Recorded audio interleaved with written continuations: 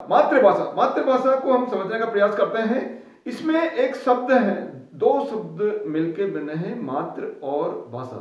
भाषा को पहले समझता है। भाषा का मतलब है अपने विचार को प्रदर्शन करने की या व्यक्त करने की पद्धति। आपके मस्तिष्क में, माइंड के अंदर जो भी विचार आ रहा है, किसी भी बात को लेकर जो विचार आ रहा है, उसको सामने वाले को कैसे आप व्यक्त करोगे कि वो सामने वाला व्यक्ति समझ जाए। तो यानी अपने विचारों को अभिव्यक्त करने की जो पद्धति है वो कहलाती है भाषा, वो कहलाती है भाषा। हम जो छोटा बच्चा जो बोलता है तो सामने वाला बच्चा यदि समझ जाए, या मैं बोल रहा हूं तो आप समझ रहे हो, तो ये एक भाषा है जिसके कारण से हम आपस में अपने विचारों का आदान प्रदान करते हैं। ये भाषा शब्द का जो है शाब्दिक अर्थ हुआ। मातृ का मतलब सब जानते ही हैं, माता, मां। अब मातृभाषा का मतलब ऐसी भाषा जो सर्वप्रथम बालक ने अपनी मां के मुख से सुनी है, ऐसे शब्द या ऐसी भाषा जो अपनी मां के मुख से जो है सुनी है, वो है मातृभाषा। किसी भी बालक के लिए सबसे पहला जो विद्यालय जो होता है वो उसकी माता होता है, परिवार होता है। उसके बाद में जो है विद्यालय, जिस भी विद्यालय के अंदर आप भेज रहे हो वो होता है। सबसे पहला जो शिक्षक है वो क्या होता है, उसकी माता होते हैं। तो माता के मुख से जो भाषा वो सुन रहा है वो आसानी से समझ सकता है, उसकी माता के जो विचार है वो बच्चा आसानी से समझ सकता है।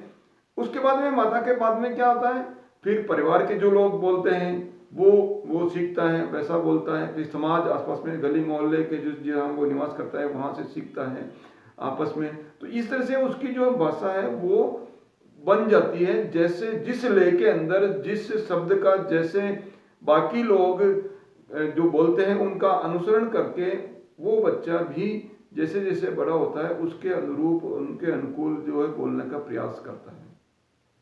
तो भाषा क्या है? भाषा को हम और अच्छी तरह से परिभाषित कर सकते हैं कि भाषा जैसे एक बच्चे के लिए दूध होता है, इसी तरह से दूध के समान है।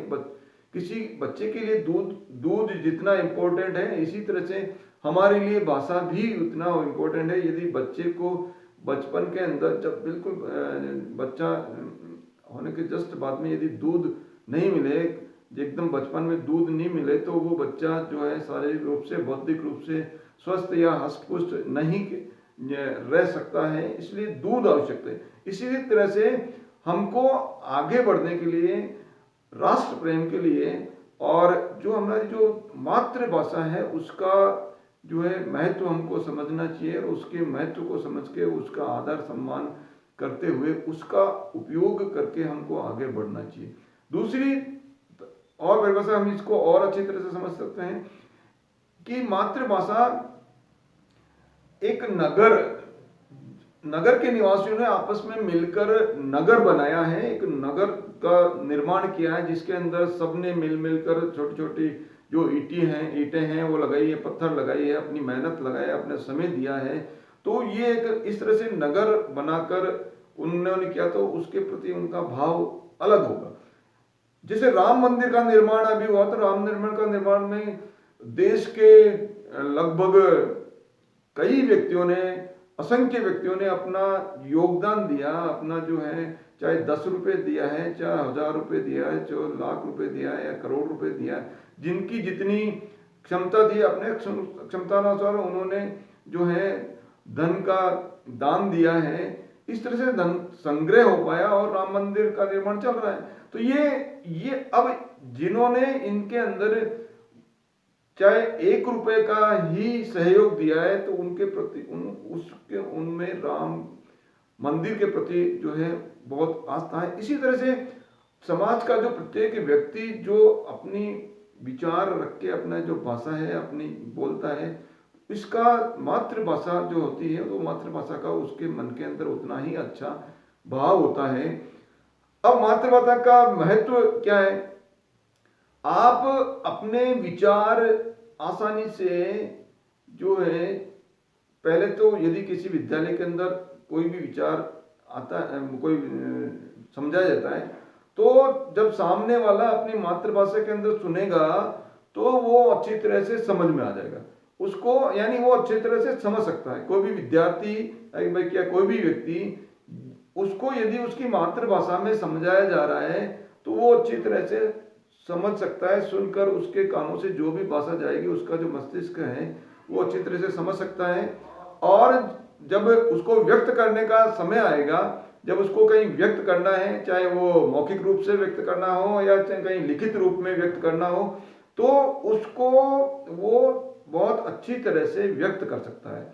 या अपनी भाषा को, या उसके मस्तिष्क के अंदर जो भी विचार आ रहा है, किसी भी विद्यार्थी के अंदर या किसी की व्यक्ति के मस्तिष्क के अंदर जो विचार आ रहा है वो अपनी भाषा के अंदर अच्छी तरह से व्यक्त कर सकता है, अच्छी तरह से लिख सकता है।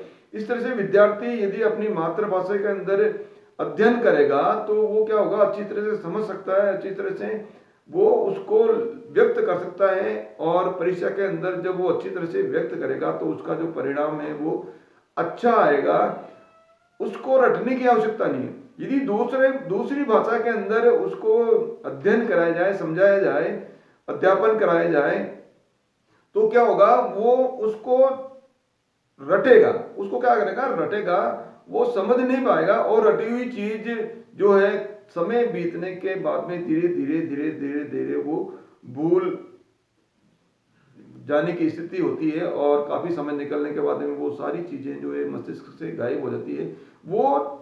और जब एग्जाम के अंदर मान लो आप रट के गए, कोई विद्यार्थी किसी विषय पर रटा और रटने के बाद में वो क्या एग्जाम के अंदर हो सकता है वो भूल जाए, इसलिए उसके नंबर कम आ सकते हैं। इसलिए शिक्षा जो है आपकी शिक्षा यानी प्रारंभिक शिक्षा, प्रारंभिक शिक्षा आपकी मातृभाषा के अंदर ही यदि हो तो उस बच्चे का जो टैलेंट है, उसका जो मस्तिष्क है, उसकी जो योग्यता है, भगवान ने उसको जो ये जो पूरा मस्तिष्क दे के भेजा, ये जो डिब्बा भेजा, उसके अंदर जो थॉट है, उसके अंदर जो विचार है, उसको अच्छी तरह से व्यक्त कर सकता है, अच्छी तरह से लिख सकता है, अच्छी तरह से वो अपने जब माइंड के जो विचारों को जब पूरी तरह से वो व्यक्त करके करेगा तो वो अपनी जिंदगी के अंदर जो है वो क्या होगा, बढ़ पाएगा। दूसरी तरफ यदि आप उसकी भाषा, मातृभाषा के अलावा दूसरी भाषा के अंदर यदि उसका अध्यापन कराओगे, उसको शिक्षा दोगे,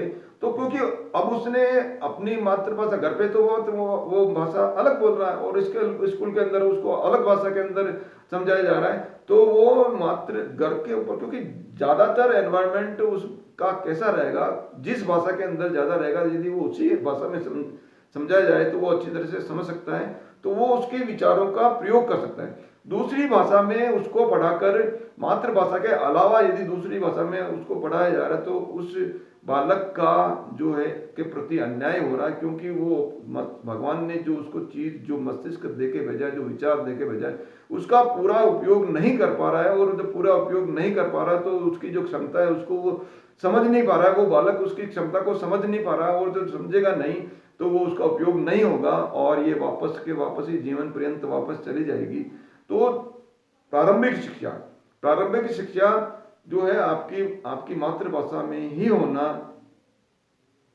यदि होगा तो ज्यादा लाभप्रद होगा।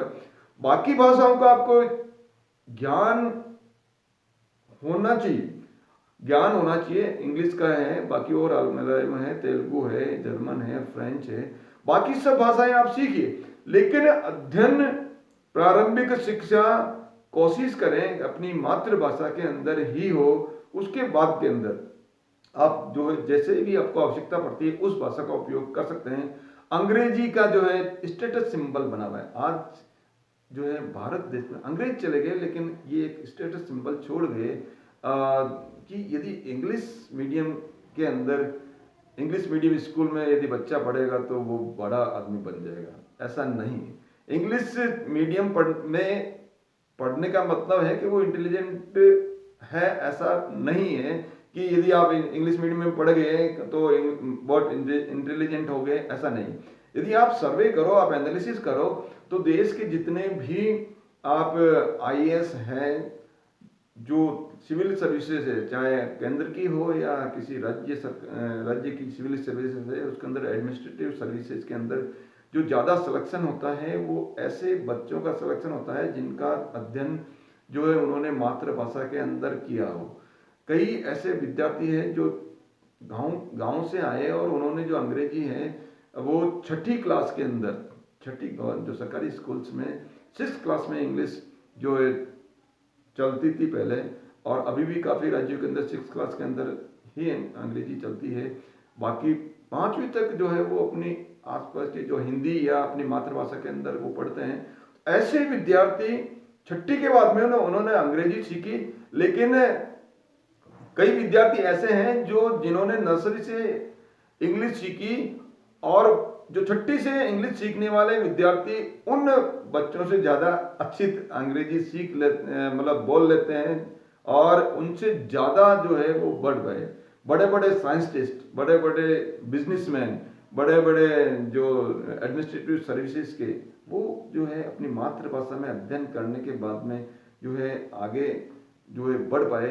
ये है कि हायर एजुकेशन के अंदर इंग्लिश का लिटरेचर थोड़ा ज़्यादा है, लेकिन उसके बाद में आप एक निश्चित लेवल के ऊपर मातृभाषा के बाद में आप एक हो जाएगा, तो अंग्रेजी मातृभाषा है, उसको आप अपनी बौद्धिक क्षमता से, इंटेलिजेंसी से आप मत जोड़िए कि इंग्लिश मीडियम स्कूल में पढ़ने जाने के बाद में बच्चा जो है बहुत ज़्यादा एलिजिबल हो जाएगा, बहुत ज़्यादा काबिल हो जाएगा। ऐसा नहीं है। वो केवल मातृभाषा है, और केवल भाषा है, भाषा मात्र है, यानी केवल भाषा है। उसको भाषा के रूप में आपको प्रयोग करना है। आपको अपनी मातृभाषा का जो है मान, यानी हमारी जो हिंदी मातृभाषा है, तो उसका पूरा मान सम्मान करना है, और कोशिश करें कि उसको और बढ़ाया जाए।